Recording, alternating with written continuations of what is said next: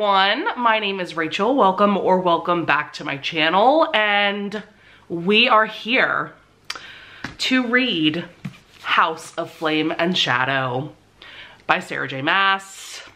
Wow, we are here. This book is finally out. And I am very excited and happy to say that I have not been spoiled for a single thing about this book because I'm starting it only a couple days after release day, and I have been very careful about what social media I'm looking at, and, you know, only really looking at posts of people who I follow and trust that they won't spoil me, basically, because I was definitely spoiled for the end of House of Sky and Breath, because I admittedly waited a very long time to finally read that book. And so, yeah, I made it a mission to not be spoiled for this book. So I do want to throw out there that this vlog is going to be full of all of the spoilers for this book, as well as some of Sarah's other books. If you've read House of Sky and Breath, you know. So I just want to put that out there before I get into the nitty-gritty and really start discussing what is going on in this book. I am currently on page 105. That is chapter 9, just in case any of you are kind of reading along with me while watching this vlog. I know that I've done that before. So I will not be talking about anything past that point because I haven't gotten past it. I do also want to point out that I might discuss things related not only to the ACOTAR series because of, you know, once again, the end of House of Sky and Breath and the direction that this book is going in. I might bring up some things about Throne of Glass, but I also don't want to spoil that series for anyone because I know that there's some people that have only read the ACOTAR series and the Crescent City series. First things first, there is something on this cover that I want to bring up that is related to Throne of Glass. So do we see on this artwork how it looks like there's like black blood coming out of one of the eyes of this being? If that is not a representation of the Valg from Throne of Glass, I don't know what is, because that is talked about a lot in that series, that like their blood is black. So I'm just gonna leave it at that. But I'm definitely thinking about possible connections between this series and Throne of Glass, as well as ACOTAR, obviously.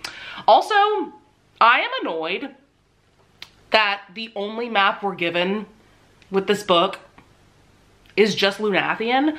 Like, why the hell are we not getting a map of at least more of Midgard? Like, I feel like that's necessary to the reading experience. I find it very weird that we're still only getting a map of Lunathian, of Crescent City, you know? Also, I do want to quickly mention, I did get the Walmart exclusive edition. This has a bonus chapter featuring Bryce, Nesta, and Azriel. Had I ordered my pre-order copy after reading House of Sky and Breath, I think I actually would have pre-ordered the Target exclusive edition, because that one has a scene with Rune and Lydia, and I am obsessed with that romance. I am so here for Rune and Lydia and the hate to love storyline that we're like for sure gonna get in this book, right? You know what, I'm gonna put this book down because like we all know what I'm talking about. Clearly I'm talking about this book. Okay, so random thoughts. I love that we are getting Lydia's POV. As soon as I read the first couple of sentences of the prologue, I was so fucking excited because I just feel like we need her POV. I wish we would have gotten some of her POV in Sky and Breath. I understand why we didn't, because that was a plot twist that Lydia was Day. But her POV is really interesting. All that stuff about her getting the Sprite Queen and trying to use the Sprite Queen as a weapon, and then the Queen is like, no. So Bryce's POV that we're getting. Now she's in the world of ACOTAR, right? And she has been interacting with Rhys, Amren, Azriel, and Nesta.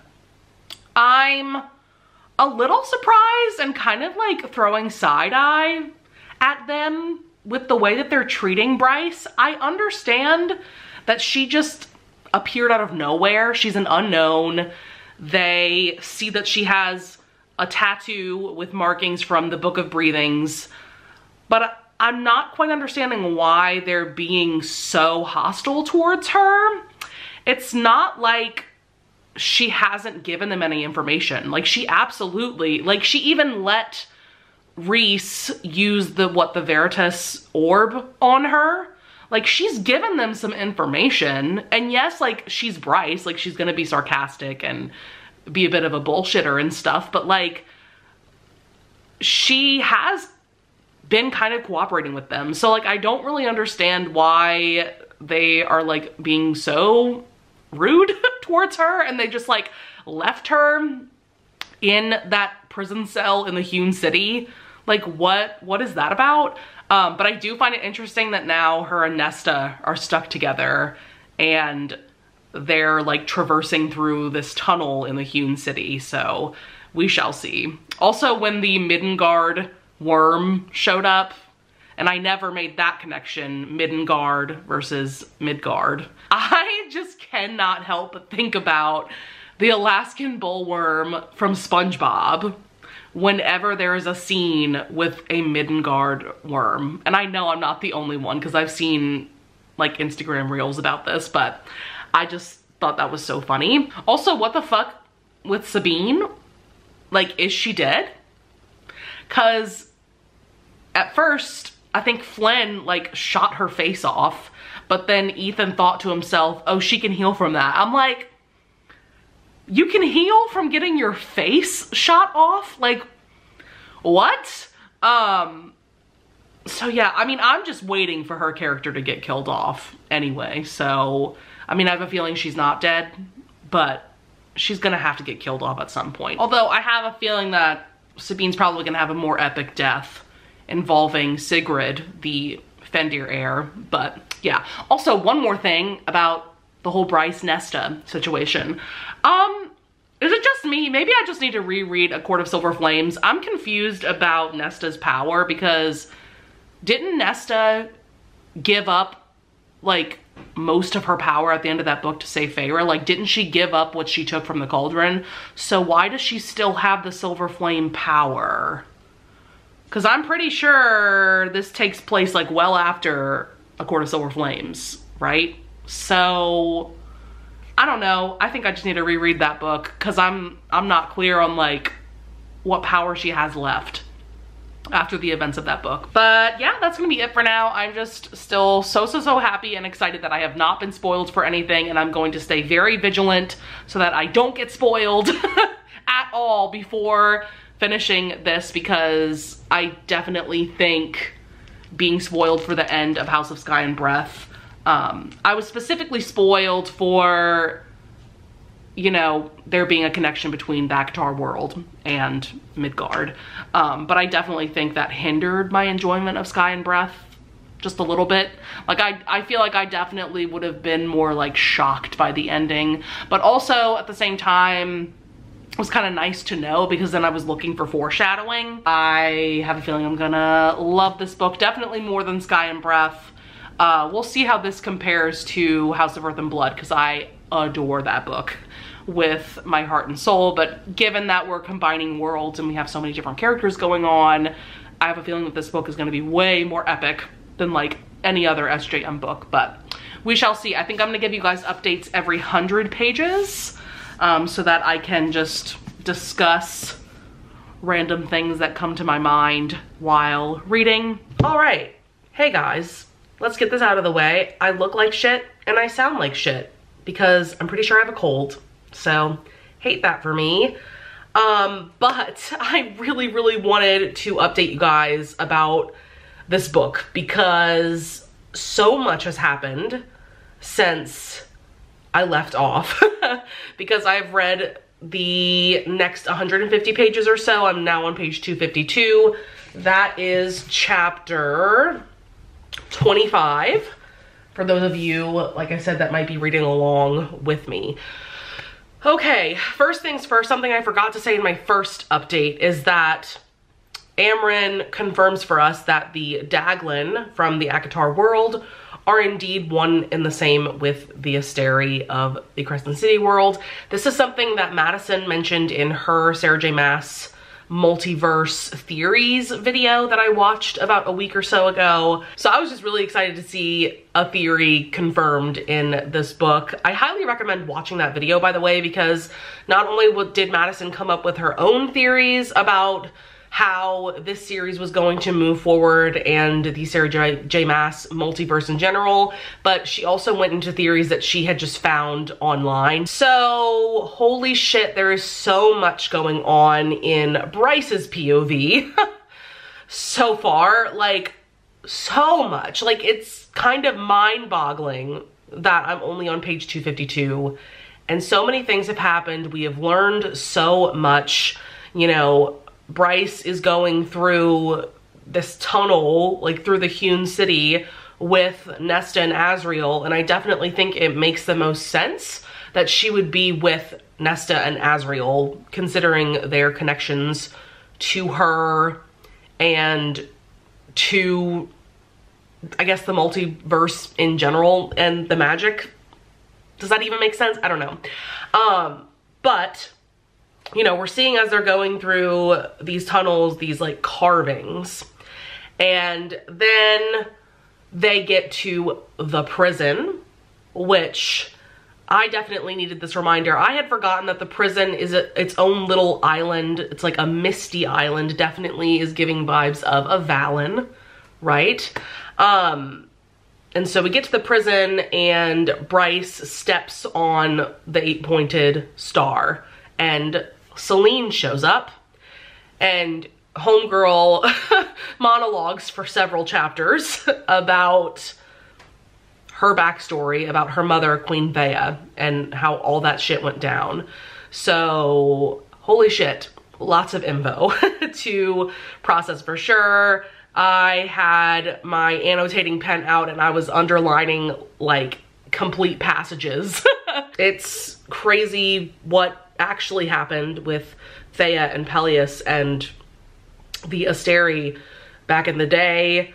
So apparently Thea was a piece of shit, basically. And we learn a lot about like the Trove and that those objects were actually made by the Asteri. There's a lot, right? Like I said, she monologues for several chapters and I don't necessarily want to go into all of that. Cause like, if you're watching this vlog, you've already read it. And right where I left off last night is where Bryce, Nesta, and Azriel discover the 7th Asteri. And you know, Bryce, she makes choices and sometimes they're not good choices. They're not great choices. Why did she think it was a good idea to open that damn coffin? Like what? What are we doing, Bryce? What is going on? Like I said, where I left off is right when she opened the coffin. So we shall see what happens from then on. I still don't quite understand the reasoning behind Selene creating the prison in the first place. Like all she says was, you know, she came back to the ACOTAR world and it felt cursed. Like she came back to the palace that like she had grown up in, right? And she said that it felt cursed, it was like empty. And so she decided to make it more cursed. And so she just then created the prison. Like what is that reasoning? I don't even know. But anyways, it's just very, very interesting that the prison was once, well, the island was once like the Dusk Court, right? And yeah, like it's crazy what it became. Next, I want to talk about some theories related specifically to the Throne of Glass series. So if you have not finished that series, I don't want to spoil it for you. It is my favorite Sarah J. Maas series. I cannot recommend it highly enough. You need to go read that series if you haven't. You need to, okay? You need to. So I'm gonna put a timestamp here where you can skip to if you want to skip all the Throne of Glass spoilers. First of all, this 7th Asteri, the way that she is described, She looks like Maeve from Throne of Glass. Am I wrong? Am I wrong? She looks like Maeve. And the way she speaks, like her personality is giving Maeve vibes. Also, the two kinds of fae. One type of fae, they're shapeshifters. They can shapeshift into animals. What kind of fae do we know that can do that? The fae in Throne of Glass. Hello? And that is a theory that I've heard before. This theory about Maeve being the 7th Asteri, I just made that up in my mind. But it makes sense to me. It just does. Also, with Throne of Glass, I am feeling connections between the Asteri, the gods in Throne of Glass, and or the Valg in Throne of Glass, okay?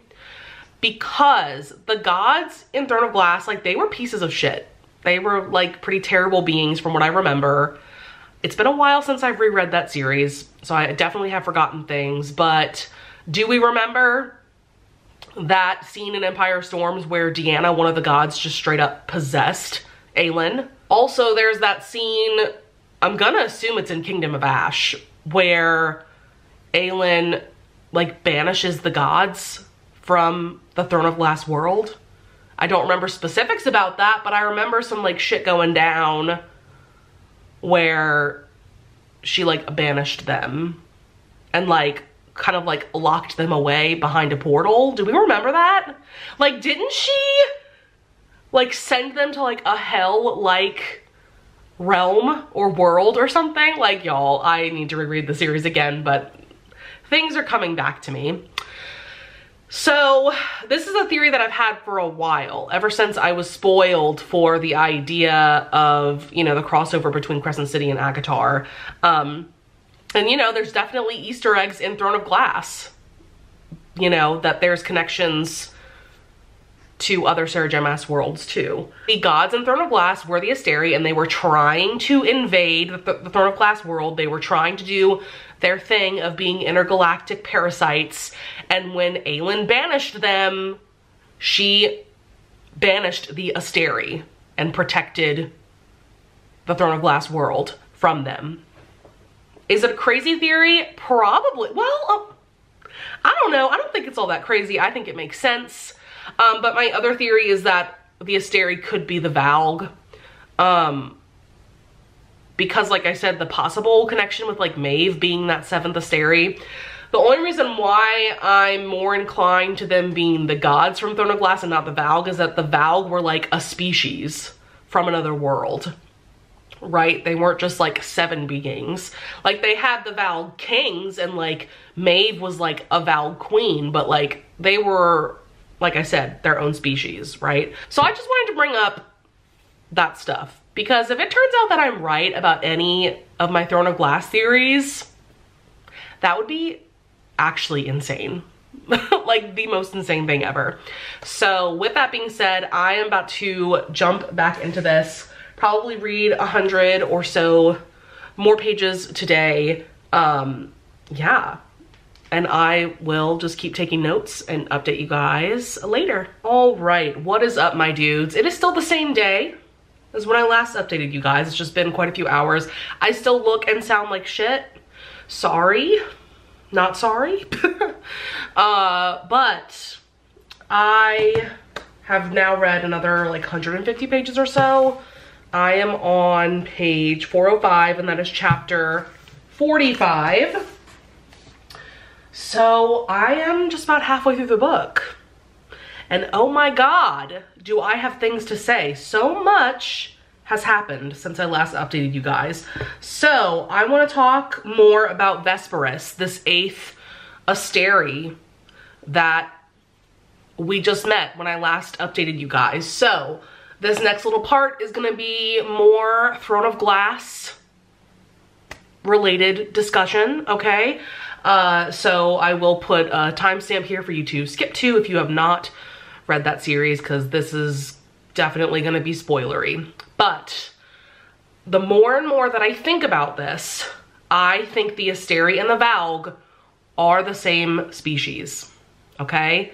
In my last update, I was comparing the Asteri to the gods of Throne of Glass, but now I really think they are the Valg, because for one thing, what we saw right where I left off, Nesta killed Vesperus, and she had black blood like the Valg. And we learned quite a lot from Vesperus. And apparently the Asteri are an entire species, not just like these 7 or 8, you know, incredibly powerful beings. Like they have, you know, they are their own species. But she said that some of the Asteri are maybe like more superior than others, and that they were world walkers, which explains the 7, now 6 Asteri that rule over Midgard, and her, this 8th Asteri. She is also a world walker. Something else the Valg and the Asteri have in common: they are both parasites, right? We see in Throne of Glass that the Valg use these like black stones, and they forge them into rings that they then put onto human hosts so that a Valg can then possess that human and take control of their body. Which reminds me of Rigelus specifically, because I swear I remember Bryce thinking to herself in either book 1 or 2 of the series that Rigelus is just taking on the appearance or like taking on the body of this like fey teenage boy. So I have a feeling that Rigelus doesn't really look like that in his like true form. Therefore, my theory is that all 6 of these Asteri have just chosen bodies to possess. Something else, because I wanted to read up more on the Valg, because I haven't reread the series since 2022, so I went on the Throne of Glass wiki. There's this quote from Crown of Midnight, specifically, that says, "But not long ago, before humans overran this miserable world, a different sort of evil broke through the gates. The Valg. Demons from another realm, bent on the conquest of Aralea, and with the force of an endless army behind them. In Wendland, they fought against the Fae. Try as the immortal children might, they could not defeat them." Yeah, so there's a lot going on. Also, did I mention this in one of my previous updates? Like, you know, Amren talks about, I believe, what the language that Bryce's tattoo is in, that language is in the Book of Breathings. But I also think that that language could be word marks. Once again, Throne of Glass connection. So, okay, let's get back to the actual book here though. So, iconic how Bryce just left Nesta and Asriel, just made her own portal out of that crystal coffin and just pieced out. This whole plot line of her ending up with the Autumn King and the Autumn King taking her captive, but then she pulled the old switcheroo on him. Bryce is such a sneaky sneakster, and we love it. Yeah, so we learn from the Autumn King that with the right influx of power, a command from the one destined to wield them, so that is the Star Sword and Truth Teller, they can be merged and they can create a place where no life, no light exists. A place that is nothing, nowhere.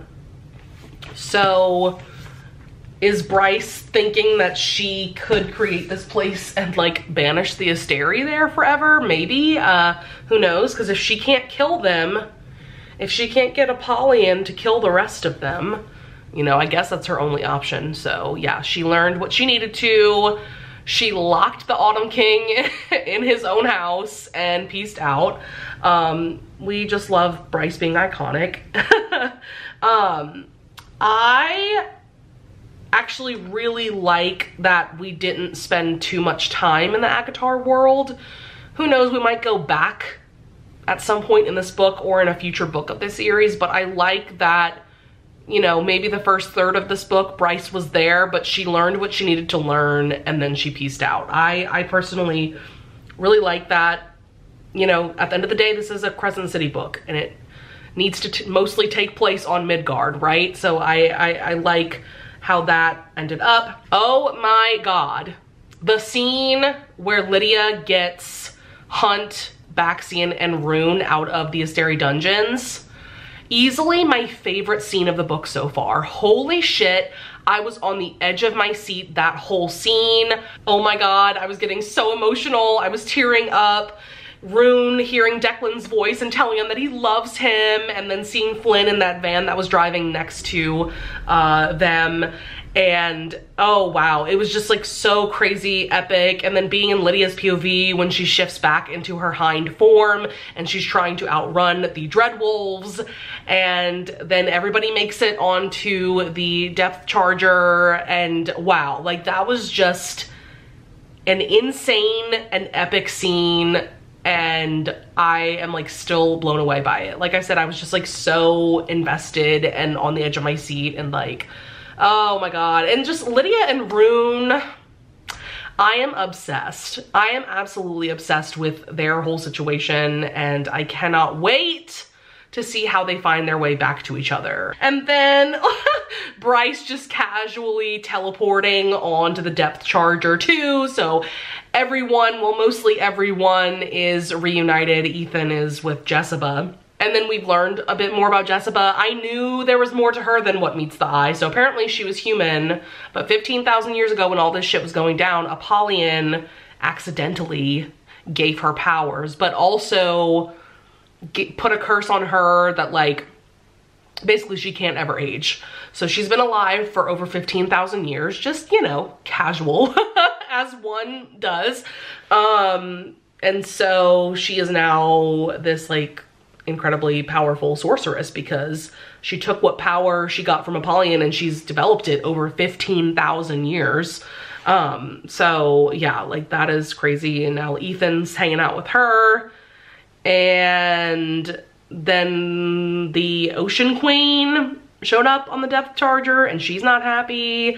And now Bryce and the gang are going to Avalon.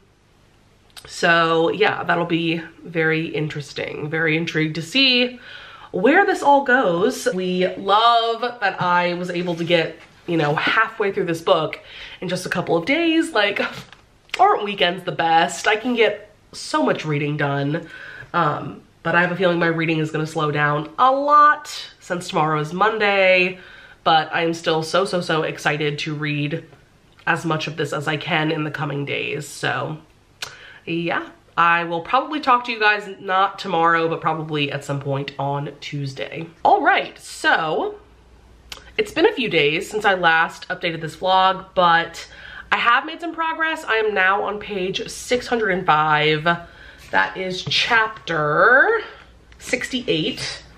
So last time I updated, I think I was about on page like 400. So I have a bunch of random little thoughts, kind of like out of context little thoughts. First of all, I definitely think that there has to be some interesting connection between Jessica, Amren, Fury, and the Viper Queen, okay? There's just very interesting similarities between these four very different characters, and I'm just very intrigued to find out what those exact connections could be. Also, what is the significance of the 8-pointed star? We've seen that quite a bit throughout this book, especially both in the caves in the ACOTAR world, and then where I left off was just around the point where they're in the caves in Avalon and they see the 8-pointed star. Do we know the significance of that? I'm, for one thing, intrigued about like, why is it 8 points and not 7 points? Because something that has been talked about a lot is like the significance of the number 7 in Midgard, and it seems to be like in the universe. Also, when we go to Avalon, we learn that Morven is known as the Stag King, and we're just seeing little connections that Avalon has with stags. And then Lydia also talks about that her heritage is from stag shifters and that their gods may predate the gods of Midgard. So what other series of Sarah's do we know that has a significant connection to Stags? Throne of Glass. I'm just gonna leave that thought there because I really don't have much more to say. That's just something that struck me while reading. I am just like obsessed. Like, honestly, I think they're my two favorite characters of this series, which is kind of sad because I feel like my favorite character should be Bryce and Hunt. I like Bryce and Hunt, I just don't love them. I haven't loved them in a long time. Like, I adored them in House of Earth and Blood, but ever since House of Sky and Breath and onward, I'm just feeling a little indifferent towards them, to be quite honest. Let me know in the comments if you feel the same way. But yeah, love them. Also, we learned a lot while in these caves in Avalon. And then there's that scene where Bryce and Hunt are in this dreamlike state and they're able to talk to Adis, Thanatos, and Apollyon. So we learned finally about Hunt's lineage and how he came to be. I found that all very interesting. Definitely not quite what I expected. You know, I think this has been a very big question among the fandom ever since the very end of House of Earth and Blood, when Jessica and Adis are just having a casual conversation and they mention Hunt's father. And so, yeah, I don't know. It's interesting. We'll see, you know, how that affects the story as a whole. And then also we learn a very interesting connection between the like black like enslavement tattoo that Hunt has on him and how the Asteri like tried to use that on the Princes of Hell, but it didn't work on them and they ended up modifying it for Midgard, and how the Asteri use it as a way of, you know, enslaving and binding. And that just makes me think of, I'm gonna make another connection to Throne of Glass, but how like the Valg used, like they had like collars, right? I know they used rings, you know, to bind Valg to people. But I think they had collars too. And so, okay, then Morven and the Autumn King show up. And then Rune ends up killing the Autumn King and Bryce kills Morven. I'm a little disappointed in how the Autumn King's character arc ends. I kind of expected more out of his character just because it seemed like he knew a lot. And we learned a good bit of what he knew, you know, in that scene where he took Bryce captive.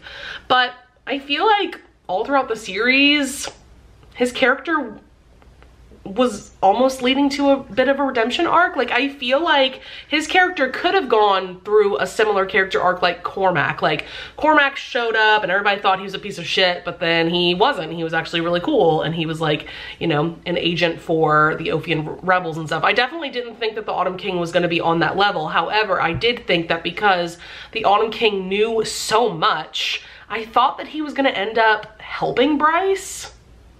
But at the same time, he was a power-hungry asshole, so I can't be all that shocked that in the end, he had to die.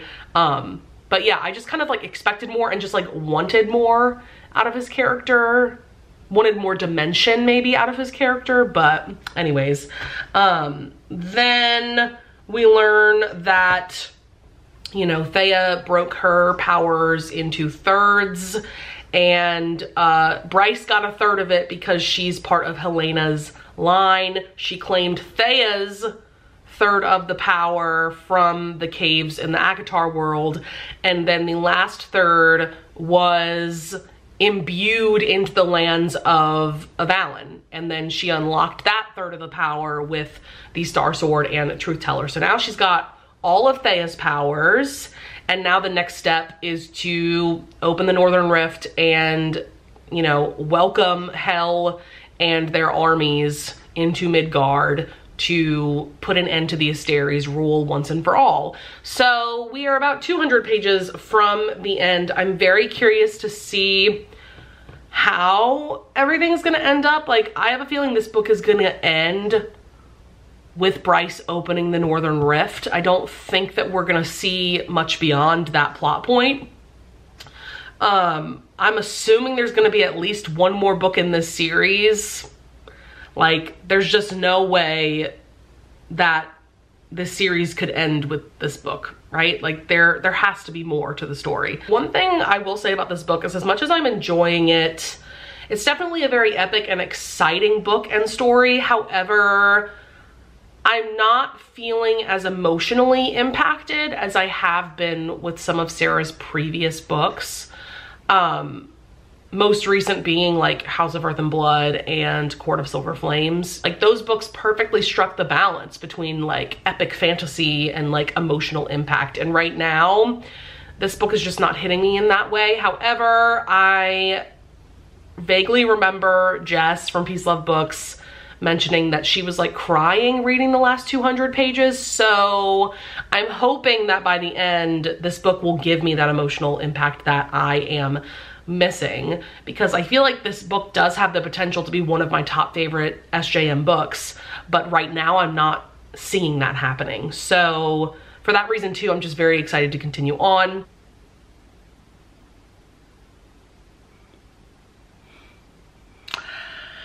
Well, folks, my brain is broken. This is what finally did me in. I don't have a working brain anymore. Oh my God. Oh my God. I just finished this like 5 minutes ago. I finished the bonus scene that came with this edition, which was the scene with Bryce, Nesta, and Azriel like 5 minutes ago. And oh my God, I highly recommend that you guys find this bonus scene and read it. It was so good. Like, I'm so glad that I got this edition because of that bonus scene. Okay, where do I even start with my thoughts? Let me go to my notes. I just have, once again, just like random shit, just random shit in this notes app right now. Okay. That was so badass how Hypaxia made the antidote for the parasite that infected all of Midgard, you know, that the Asteri made to basically weaken everyone's powers on Midgard. And now she is the queen of the Bone Quarter, the Bone Queen. Love that for her. Also, that whole scene with Sabine's death, you know, we gotta give a round of applause for that. Just, Sabine is dead now, you know? I feel like her death should have happened way sooner than it did, but at least it happened at all. And then, yeah, cause like the Prime makes Ethan his heir, and then Sabine kills the Prime, and then Sigrid, who is now a Reaper, just immediately sucks out the Prime's soul. And like, yeah, that was an insane scene. Oh my God. But I definitely kind of predicted that Ethan would become the Prime. I feel like it was either gonna be him or Sigrid that would end up being the Prime. But then when she became a Reaper earlier in the book, I was like, oh, I guess she's not gonna be the Prime anymore. Even though they were kind of trying to make that happen. Like, Sabine was trying to bring Sigrid into the fold. I don't know. Anyways, okay, so, you know, we're gearing up to the big battle with the Asteri and everything, and Bryce goes back to the ACOTAR world and she gets the mask from Nesta. And I thought that she was also going to need the harp to ultimately defeat the Asteri.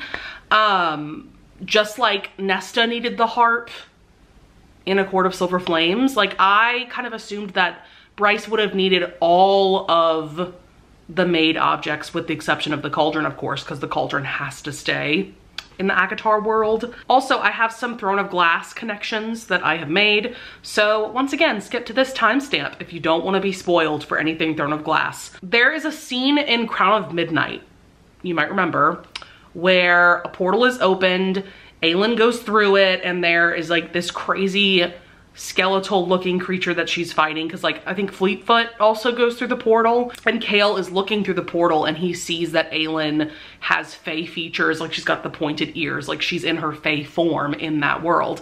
And I have to wonder if that scene is taking place in hell based on the type of creature that she was fighting. Like, there's a description of a creature in the battle scene with, you know, these beings from hell and the Asteri and, you know, everybody in the Eternal City.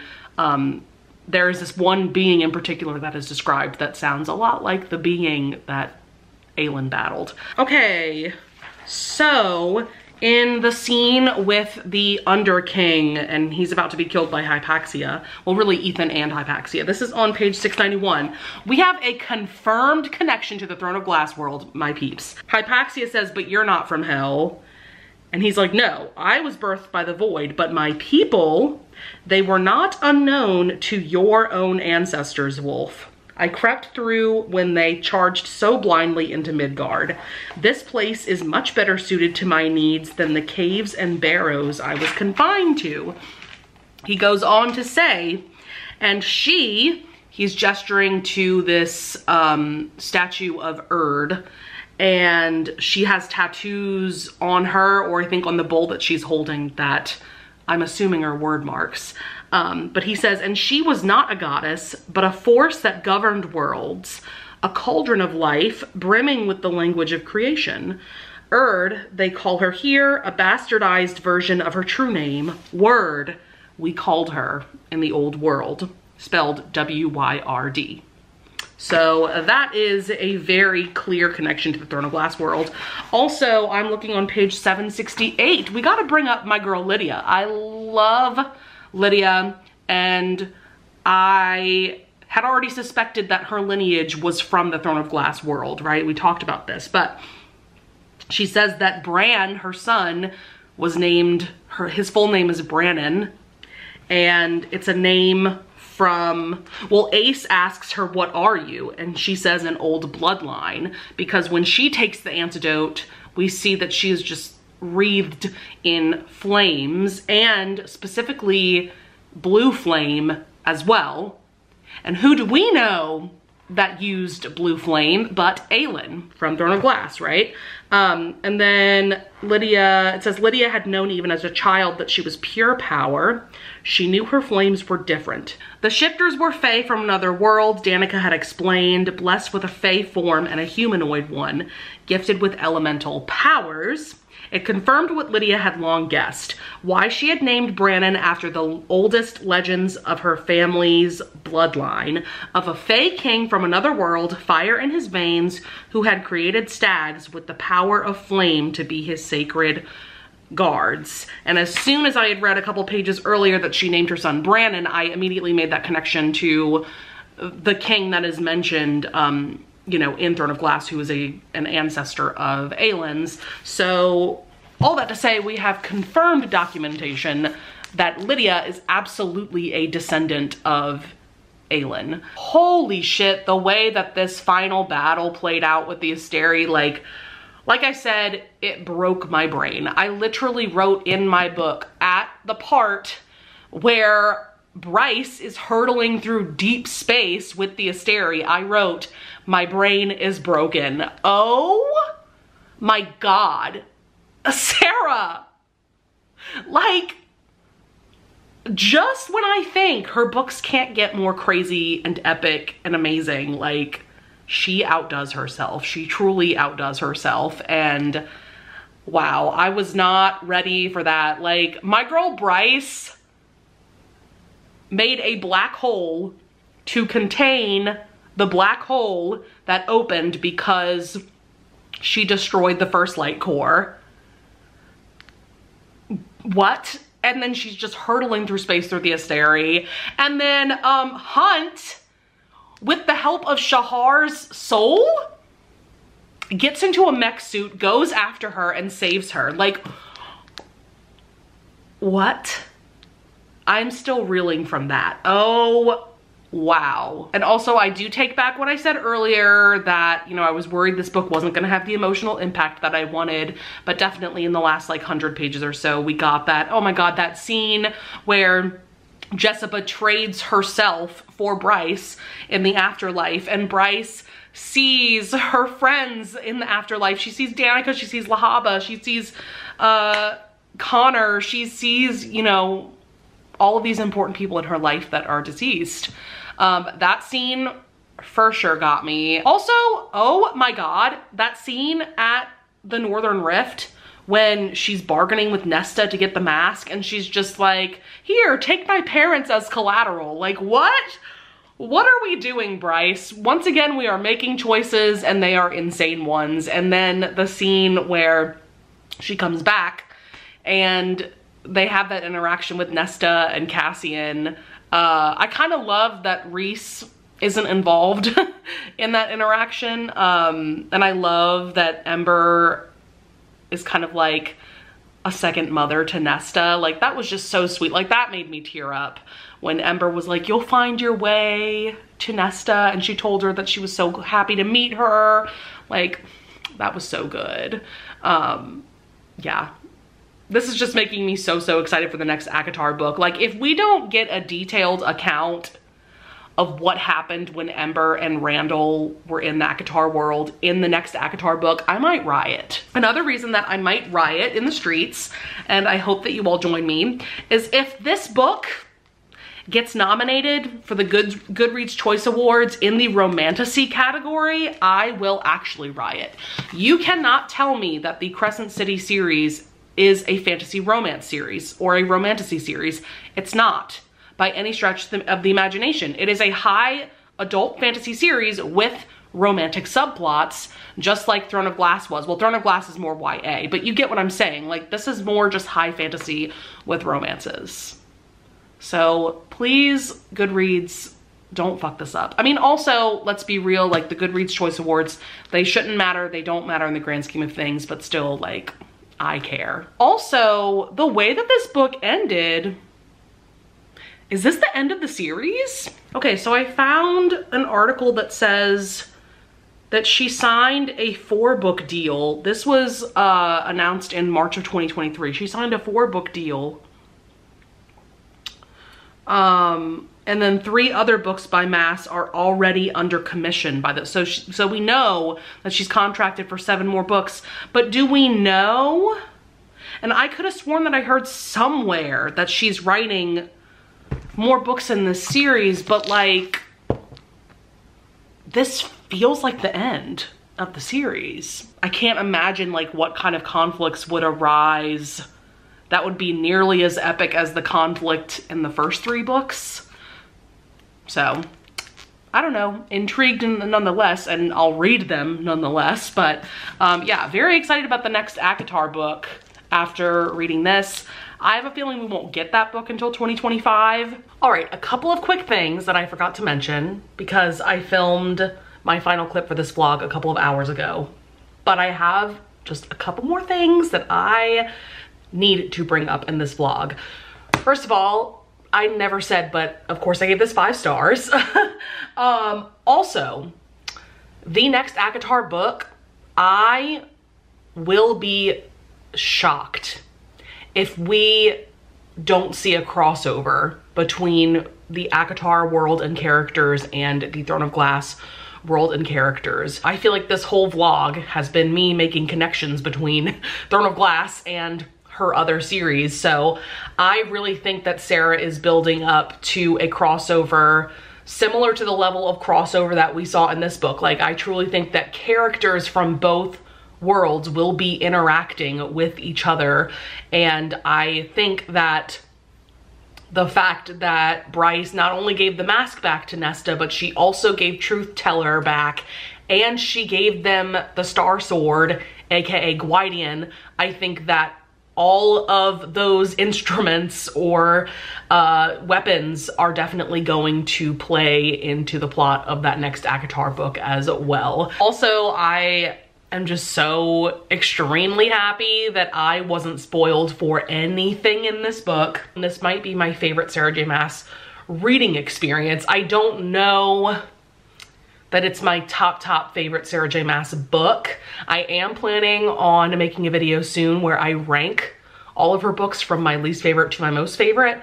I do think that I would probably put this in my top 5, but I don't think it's my top favorite. However, like I said, the reading experience of this was unmatched because I truly had no fucking idea what was gonna happen. Okay, and as I'm talking about this theory, I just came across this post on Instagram of quotes from the interview that Sarah did on the Today Show. Like, I vaguely remember her saying these things, but I guess I wasn't paying the closest attention to that interview. But she said that, you know, the next book is ACOTAR. And in this interview, she did confirm that there will be more Crescent City books.